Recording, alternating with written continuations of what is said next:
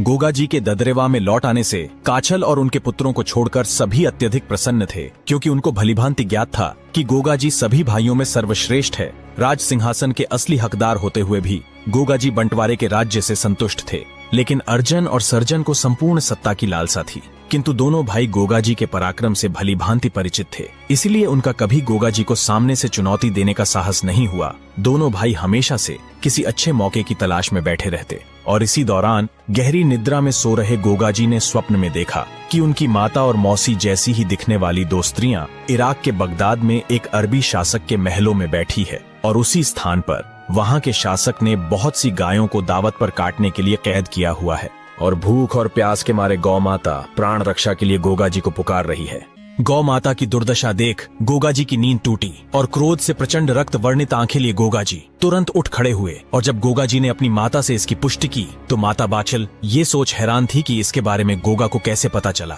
किंतु बहुत आग्रह करने के बाद माता ने गोगा जी को बता ही दिया कि उनकी दो मौसियां और थीं, जिन्हें गोगा जी के जन्म के बहुत समय पहले हुए एक आक्रमण के दौरान इराक का एक अरबी शासक उठाकर ले गया था, और उस समय हम दोनों बहनें बहुत छोटी थीं, जिसके बाद से आज तक उनकी कोई खबर नहीं मिली। गोगा जी ने अपनी माता के चरणों में प्रणाम कर गौ माता और उनकी मौसियों को कैद से आजाद करवाने के लिए प्रस्थान करने की आज्ञा मांगी। माता बाछल को वीर गोगा जी के पराक्रम और शौर्य पर कोई संदेह नहीं था, किंतु पुत्र मोह में माता